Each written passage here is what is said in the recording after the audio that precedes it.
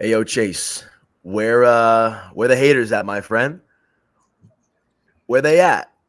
Can't hear him. I can't hear them at all. They were chirping after Nebraska. I didn't really hear them last week after Baylor, and now I know we're sure as heck not hearing them after the Colorado Buffaloes take down the UCF Knights by a final score of 48-21.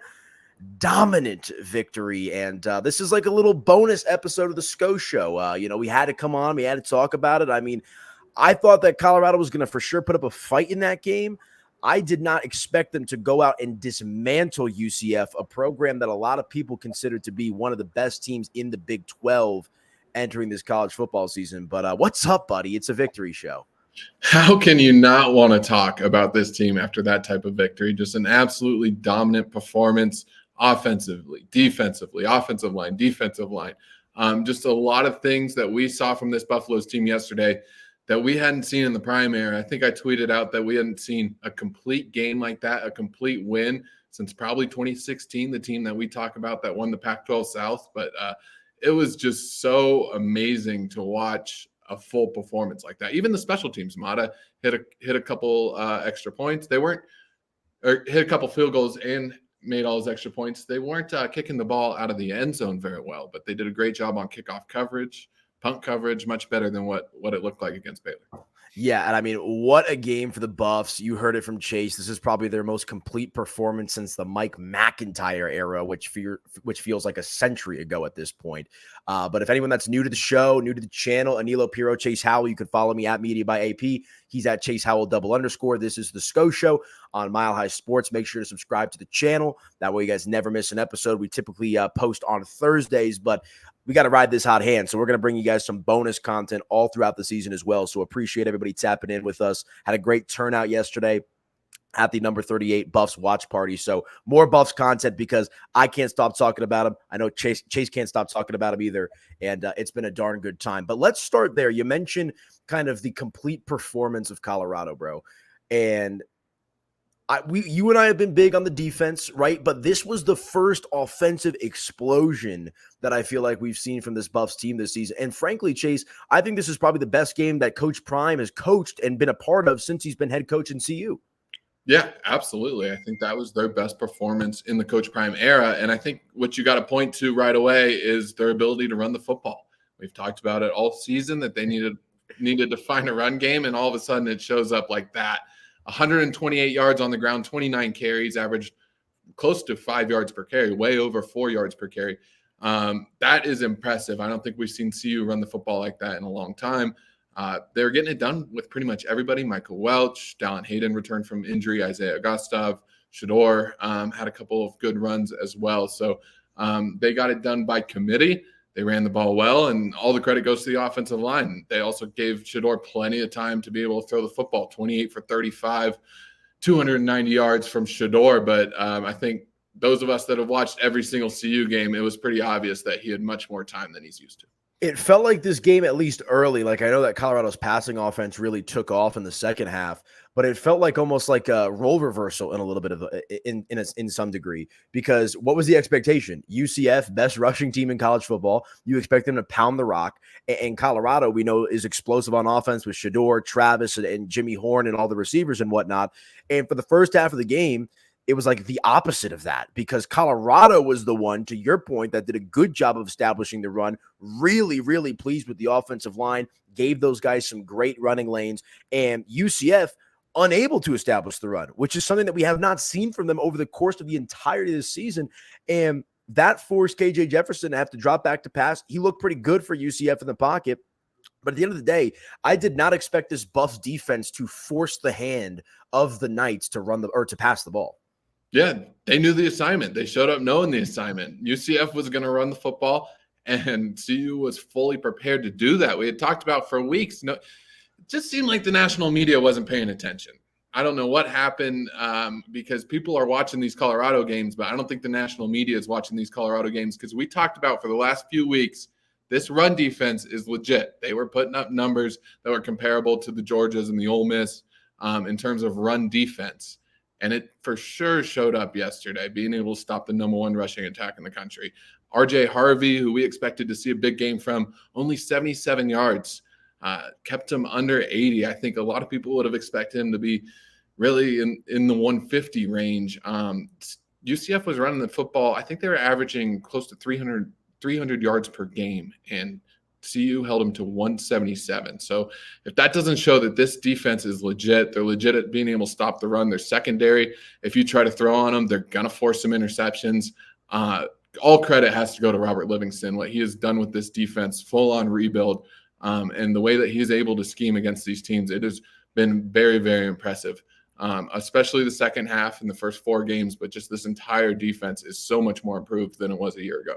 Yeah, I mean, it's sensational, dude. And you and I had talked about it at the pregame show at number 38. We talked about it on last week's episode of the Sko Show as well, that Colorado's defense has all the talent, specifically at the linebacking position. And that showed out yesterday because, that was my thing is I felt like, and it's also, let me just say this, in what world is Colorado 14.5, 2-touchdown underdog? That's not going to happen again. Thank you, Vegas, for giving us yesterday. I think I got to call up Jay Cornegay or someone and get him on the phone and try to figure out why that line is the way that it was, because I felt really good about Colorado's chances to at least keep that game close because, to your point, running team, I'm expecting some more longer sustained drives for UCF paired with the explosive offense for Colorado. And it was just one of those situations where they didn't just win this game. They dominated them in every facet of the game, offense, defense, special teams, as you mentioned. And I just think it's fantastic. And you and I have been big on the fact that maybe the identity of this team this season could be their defense over their offense. I think the jury's still out. But one thing I know is, this was a must-win game for CU. Like I said at the beginning of the show, UCF was considered to be one of the best teams in the Big 12 conference this season. And now, yes, you've got a couple of bigger opponents on the schedule, but a lot of those games are at home, which I think bodes well for the Buffs. But if they can keep this up, they're going to be some disruptors, brother. Yeah, I think I don't know if we were calling it a must-win before the game as 14-point underdogs, but if we're going to start talking about this team as a legitimate Big 12 title contender, which after that type of performance on the road at UCF, I don't think they're too far away, especially just the overall talent level of the Big 12. I haven't been impressed with too many teams. They're going to play one of the cream of the crops in a couple of weeks right after this bye week in Kansas State. And if they're able to put together a good performance against Kansas State, I think we are going to be talking about a possible Big 12 championship. Talk to me, brother. That's what I did not know what to expect this year. And look, I know that you and I are a little bit more on the optimistic side of things, but to your point, 2-touchdown underdogs. Look at the Baylor game was thrilling, but they gotta let's call it like we see it, lucky, a little bit lucky there. The Hail Marys, the Will Shepherd drop, the conversion, the Travis Hunter forced fumble. God did. Someone's got him on their side, right? But this was the first time this season where I sat back and I was like, okay, maybe this team's got something here. And I think what's so impressive is they've gotten better as each game has progressed. Coach Prime, after the game, was absolutely elated with his performance, chirping with the media a little bit. What's our record? 4-1. I just wanted to hear y'all say that, talking about how it was going to be a good plane ride home. Here's Coach Prime's post-game comments after Colorado's dominant victory over the UCF Knights. I feel like we're trending in the right direction. I feel like you guys are seeing the fruit of a lot of hard work, a lot of dedication, great hires, great, I don't want to say acquisitions. That's almost like we're in the pros, but when you're dealing with money and stuff like that with NILs, you pretty much are. But bringing the right guys in with the right attitudes, the right work ethic, I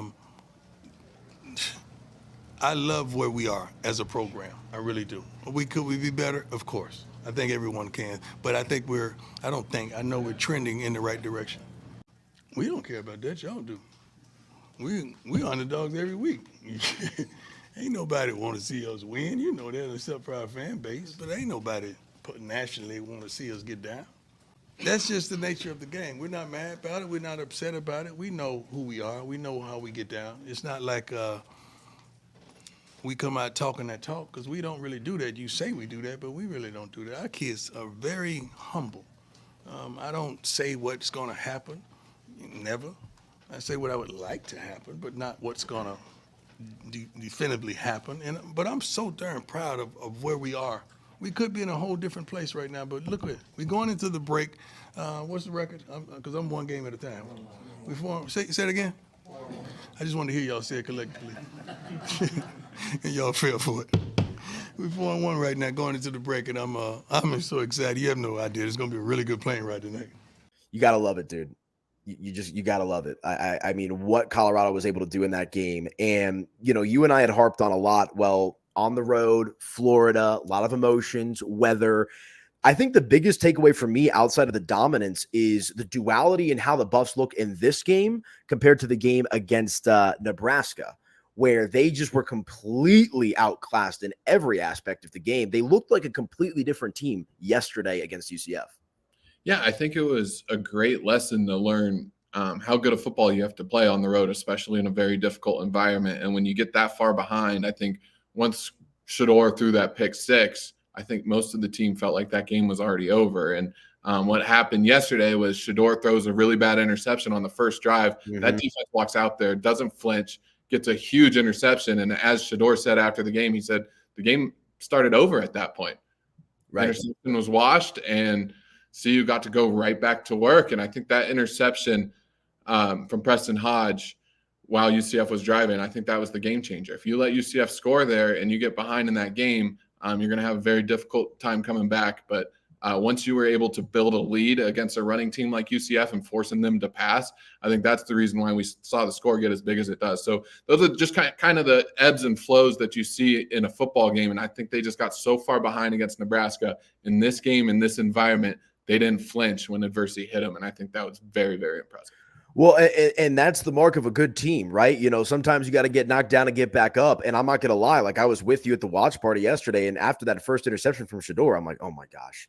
Like, knowing that they're double-digit underdogs, I'm like, oh no. Like, Florida's rocking, hostile environment. But to your point, the defense picks him right back up. And Shedeur does not make many mistakes. He made one early. You'd rather kind of get it out of your system there and then kind of lock in as they did. But I think that's also what I was so impressed about is, you turn the ball over. You're expecting UCF to just run the ball down their throat. And the defense holds stall with a beautiful interception, as you mentioned there in the back of the end zone. And so I love to see it, man. And this was the most resilient game that I think maybe not resilient game, but these were pros out there yesterday, right? They didn't let the moment get too big for them. And, we've seen them face some adversity, in the last season and obviously this year as well in some of these matchups. But the way that they kind of just stay cool, calm, and collected throughout the course of the game, I think was most impressive to me. But obviously Colorado taking down UCF in dominant fashion. Your final score, 48-21. I mean, they were just lighting up the scoreboard. 14 points in the first, 13 points in the second, 14 points in the third, and then a final touchdown there in the fourth quarter. Who was your MVP of the game yesterday? Obviously, you could go Shedeur, you could go Travis. I think I might go Cam Stillman-Craig, though. Yeah, Cam Stillman-Craig might be one of the MVPs of the entire season. I think he's been one of the best players on defense, if not the best player. It just seems like he continues to make plays. He's been one of their leading tacklers. He gets into it on the secondary as well. So I think that's a good one to give as the player of the game. I thought defensively, Sammy Okunlola had a great game. Arden Walker, I think the two edge guys were really able to step their game up. I think Coach Prime has talked about all this edge depth that he had on this team. And finally, we see a couple of those guys come through and able to shine. So I'd give some credit to them on defense. But offensively, I got to go Will Sheppard just because he has dealt with some adversity this season. He's used to being the number one guy. He's the number one guy at Vanderbilt for the last few years. He's put up big numbers in his collegiate career. And he's gone to a team. He's taken a chance with Colorado where they have four really, really good weapons. And he hasn't gotten the ball as much as he's used to. He had that drop late in the game against Baylor, and he comes back and almost puts up 100 yards. And he had a big touchdown to start that game off and give Colorado some momentum. So I got to give credit to him because he's awesome. I know Shedeur loves him and Shedeur trusts him. So to have these types of weapons on this team, and when you watch what happens when Shedeur has time, I think I got to give a lot of credit to what Will Sheppard was able to do yesterday. And how sensational was that touchdown grab from Will Sheppard? That thing, like a good ball from Shedeur, but that is Will Sheppard full extension fingertip in the ball to secure the touchdown for Colorado. And at that moment, Chase, when they made that play, I was like, all right, buckle up. Now, that's when I really started to believe that they could win this game with the upset, regardless of everything else that was happening. That's when I was like, all right, they came to play. They're ready to go. And to your point, Will Sheppard led the team in receiving yards yesterday. 4 receptions for 99, with that long being that 47-yard touchdown grab. That was an absolute dime. Travis Hunter's 100-yard receiving streak comes to an end, but he still puts up 9 receptions for 89 yards. Of course, he figures out a way to find the end zone as well. Jimmy Horn Jr., I had a lot of people chirping at me in the comments yesterday on the Locked On Buffs postcast. Like, we need to get Jimmy Horn Jr. more involved. My thoughts on that is simply, if it ain't broke, don't fix it. And it's not like Jimmy Horn Jr. was non-existent. 5 receptions for 41. LeJonte Wester added 3 for 34. And so you had a lot of different guys getting involved yesterday, man. And like I said, I feel like this was just the most complete offensive performance that we've seen from the Buffs this season. And if the defense can keep playing and making the same adjustments that they have all season, and the offense starts to up their game, dude, you mentioned that they got Kansas State coming out after the break. Who says they can't compete in the Big 12? Who says? Mm-hmm. And I think we love to fall in love with players. I think that happens a lot in the NFL where you get very comfortable with it. But with the weapons that they have on offense, you can't be telling this team that they need to run the football more. They need to get Jimmy Horn the ball more. They need to get Will Sheppard the ball more. There's just not enough football to go around. So when you see a complete game like this as Colorado fans, I think you go ahead and take that, even though no receivers were over 100 yards. The key to this game was that they have that many weapons, and they were that much better than UCF yesterday. Well, in that first clip that I played at the beginning of the show, Coach Prime talks about how they always have that underdog mentality and how maybe the media portrays them one way, but a lot of those guys are pretty humble in that locker room. And so they do play with that chip on their shoulder on a game in and game out basis, which I think is the right mentality for this team to have. And real quick, let's play a couple of clips here from Shedeur Sanders. He talks about he himself and the team staying laser focused, but also making his own path as Colorado improves to 4-1 after yesterday's thrilling victory over UCF, your final score 48-21. Here's what Shedeur Sanders had to say. By remembering that you was just an HBCU kid that couldn't do it on the Power 5 level. That's really what it was. I don't forget anything. I don't forget what anybody ever said. And personally, I'm not one to, make friends or feel like just because success is going on now, I'm going to forgive everybody. Like, nah, whatever you said at any point in time, I'm not really a forgiving type. So that's how I am. Dad's older, so he's more of he's more forgiving, and he always tell me be a little bit that way. But overall, like with the question you asked, that's overall like how I'm so laser focused and all the distractions and everything. It's just I just don't pay attention to really the cameras and everything because all that stuff there. But I always remember I was just an HBCU kid that couldn't do it at a Power 5 level. I mean, I'm just not his son, like I'm growing into my own man, but I appreciate, that Pops gave me a platform for me to display my abilities. That's all you could ask for as a dad is always just to be there and, just have support and everything like that. But he set the stage. He did everything he was supposed to do. Now it's time for me to walk in my own path, walk on my own journey. And that's what you see game in and game out. Every game is legendary. Hold them up. I should put my watch on for this. I had to put my sunglasses on for the postcast yesterday because I was on 10. I was absolutely on 10 yesterday. And, everyone that was tuning in and dropping the comments, appreciate you guys. Do the same here. Let us know in the comment section. How do you think CU ends up this season? Do you think that, obviously it looks like they're going to make a bowl game if they can keep this up, but can they contend for the Big 12 championship? Could they go on a run and shock the world? I don't know. Seems like a lot's on the table with how they played yesterday. But AP Chase Howell right here on a bonus episode of the Sko Show. We have not talked about Travis Hunter too much yet, though. That interception was the sickest thing that I think I've seen in a long time. Like, I was screaming. I was running around the venue screaming. Like, just the way, and I forget the exact route that was being ran by the receiver, but what's so crazy about Travis Hunter, Chase, is he plays offense even when he's on defense because his ball handling and his ball skills are just so sensational that he feels like he can catch any ball, whether he's playing wide receiver or quarterback. I mean, that was disgusting from Travis Hunter yesterday. We talk about that all the time with this guy. It's football instincts. And I think CU was in some sort of zone. It was just one of those fine green grass type of routes. That's kind of a hitch route, but it's really just find the soft spot in the zone. And Travis Hunter reads it so well. It's not even his guy, but he knew that the ball was going there. And he just takes 3 steps, dives, and catches it. It's unbelievable at this point. And he is the best college football player that I've ever seen. He might be the best college football player ever. We're getting to that type of point when we're talking about a guy that is doing this much offensively and defensively. It's just so hard to compare to anybody else, especially anybody that we have watched in our era, at least. And so he is just it's hard to find the words for Travis Hunter at this point. Yeah, you and I were talking about maybe taking a trip up to Wyoming because we unfortunately here in Colorado, the Heisman markets for sports betting are not available. So we might have to drive an hour and a half up north, make some content out of it because have you seen any updated odds on Travis for Heisman yet?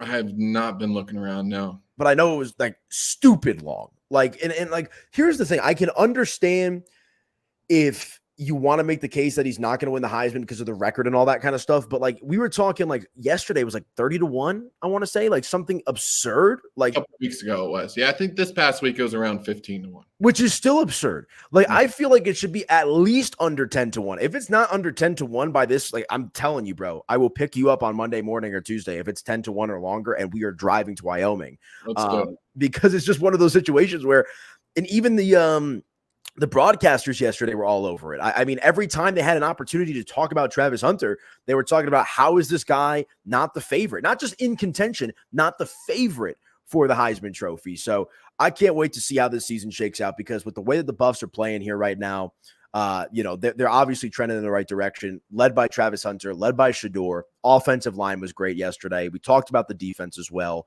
And I think Coach Prime's got these guys, locked in and ready to go. And now this is where it becomes a little infectious, right? After you have that heart-stopping win against Baylor, you come out and take care of business in thrilling fashion against UCF. Now I would imagine that there's some extra belief that's going in and around that locker room. Yeah, and after the bye week, they're going to get a couple more guys healthy. I think Shiloh is set to return after the bye week. You're going to get Chidozie Nwankwo a little bit more healthy. Dallin Hayden definitely a little bit more healthy. He played yesterday, but I don't think he's at full speed yet with that high ankle sprain. So you get a little healthier after this bye week. You play a very tough Kansas State team, but you get to play them in Folsom. And if you beat Kansas State, I think you end up with so much momentum on the rest of the season. Yeah, Dylan Edwards making his return to Colorado. I don't think there's any bad blood there, though. Dylan Edwards had talked about it. Him and Coach Prime go way back. It's when he was a kid. I think Dylan Edwards' father, played for Kansas State. I think his best friend's the quarterback as well. So it made a lot of sense. But frankly, I'm liking what I'm seeing from Colorado's running backs. And maybe that the stats aren't jumping off the page.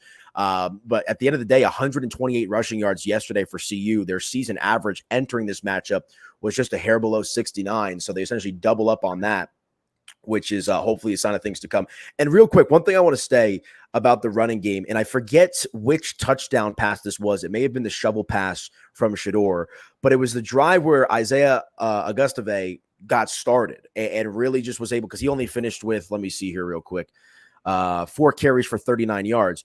But I loved how even after, by the way, 10 yards per carry, about 10 yards per carry. Yeah, something like that. Let's see. 9.8. So you're basically right on the money there. But the thing that I loved is after CU scored that touchdown, he didn't score the touchdown. He didn't run it in. But Coach Prime went right up to him immediately after that drive, put his arm around him, pumped him on the chest, because he knows that when they establish the run game, and in particular on that drive, it just opens up everything for this Colorado offense. So I love to see that, man. Guys playing for each other as opposed to playing for individuals. And to your point, there's simply not enough football to go around for the amount of talent that this team has on offense. Exactly. And they did a good job of running by committee yesterday. They tried Micah Welch, and then I think they ended up throwing Augustave in there. But they have some guys that can run the football. They have some guys that can tote the rock. And if this offensive line keeps on opening up some holes, I remember yesterday was like, had to have been one of the first games in a while where I can literally see the hole as the running back's getting the ball. I'm like, oh, yeah, there it is. Finally, an opening. And so the offensive line is just, they did such a great job yesterday. It was so awesome to finally see some holes for these running backs. Yeah, no, I completely agree, man. And as we started the show, I mean, is there a game that comes to mind for you back in 2016? Or like, was it just kind of like a collective thing? Like I just can't even remember the last time that we saw CU look this good. Obviously, they made the bowl game with McIntyre in that year and whatnot. But like in the time that I've been watching CU football, that's the best that I think I've seen them look in a long, long time, man. Yeah, I'd say there were a couple of games in the Mel Tucker era, actually, late in the year. True. They beat Washington pretty good and beat Stanford late in the year, and those were two impressive performances. That 2016 year, the one that I loved was against Washington State. They beat Utah in a close game, but they really dominated Washington State, who was ranked at that time, which was a fun game as well. So there were a few of them. Oregon, I think, was a closer game, but that game is just so memorable for that 2016 year. It was just that 2016 team, yeah, their defense was elite, but at quarterback and the whole offense was probably one of the better offenses we had seen. So it's just nice to finally see a team that's more of a complete team. Yeah, night and day difference, man. It's love to see it. This is what I think we all kind of expected in regards to what this team could be this season. So we'll see if they can keep their foot on the gas. But all right, before we get out of here, bye week coming up. We'll do the show again next or during the week as well. But are there any objectives that you want to try to see Colorado clean up? Like, or is it just simply kind of get some R&R so you can rest up for that game against Kansas State? It's hard to pinpoint anything right now. Need somebody that can kick a ball into the end zone. That would be nice. Fair. Find a kickoff guy. Find somebody that is enrolled at CU. Have a little competition in the bye week and just see if there's somebody that can kick the ball into the end zone every single time. There's got to be somebody in there. I think offensively, just keep on improving that offensive line. I think they have found the 5 guys that they want to keep trotting out there. So I think that'll be good to see them get a little bit more cohesion. And if this offensive line can keep playing like how they did yesterday, they're going to be very successful. Defensively, I just think for the most part, keep it up. I think that the passing defense, the secondary has been very solid. Teams haven't really want to throw the football on them much, but the run defense has been the most impressive. So I think them being able to get the job done on the defensive side has been a real key to how good they are this year. So yeah, it's not like you go into this bye week really having to improve a lot. It's just continue to get healthy, continue to get better. And I think we might see that against Kansas State. Yeah, I like to see a little team building dynamic, maybe some team dinners, maybe some team activities. Because I think at this point, the key for me in the bye week is just don't let your head get too big. Like, recognize that job's not finished. You got to keep going. You got to stay focused. But also, this is your chance to kind of catch your breath and kick back and relax a little bit. And when you come back from that bye week, make sure that you're ready to go. Because to your point, you've got a really, really tough schedule down the stretch, which, of course, starts with Kansas State. Then they've got Arizona, Cincinnati, Texas Tech, Utah, at Kansas, and then they finish against Oklahoma State. So not many layups the rest of the way throughout the course of this college football season for CU. So would love to see them keep their heads on straight, maybe have a kicking competition as Chase alluded to there. But all in all, man, not a whole lot to complain about with the CU Buffs in recent time. They figure out ways to win close. Now they figure out ways to win big and making statements as this college football season rolls on. But all right, buddy, witching hour coming up here on Sunday afternoon. I got some wagers that I'm trying to keep my eye on. Before we get out of here, though, any closing thoughts from you? No, I'm just so much more excited to see what this team is going to be able to do this season. It's so much fun to shut all the haters up. I went back to my bookmarks yesterday and found a few tweets that I needed to reply to. And there's still a few in there that I'm going to reply to, especially when CU gets to 6 wins, because not many expected them to even make a bowl game. A lot of the haters were saying, 4-win team. Well, how many wins do they have right now, AP? Quattro. 4 wins. More wins than the University of Georgia right now. So, like that. What a game that was yesterday.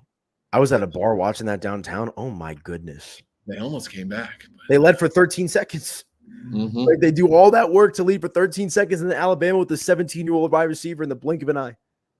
Jalen Milroe is now the Heisman favorite. So I think we're going to have to root against him. Yeah, we're going to have to root. But I don't want. We can save this conversation for the Sko Show later this week. But like, Jalen Milroe is a great player. Mm-hmm. He's not playing both ways, and he's stacked with the most amount of elite level talent in college football. Like, you are set up for success when you're Jalen Milroe. Not that Travis Hunter isn't, but Travis Hunter is creating his own success. Is kind of how I look at it. So, good stuff, buddy. Good stuff from the Colorado Buffaloes as they take down UCF in dominant fashion, 48-21, your final score. This is the Sko Show. AP Chase Howell. Make sure to subscribe to the Mile High Sports YouTube channel And follow us on social at Media by AP and at Chase Howell _, because I think we've got a little announcement that we've got to make this week about the future of the show. But it's a good announcement. So follow us there, Media by AP, Chase Howell _, and at Mile High Sports. But good win for the Buffs. Good show today. Let's hope the good times roll. And we'll see what happens next for Colorado. Can I get a Sko Buffs? Good times roll. Sko Buffs. Let's get it.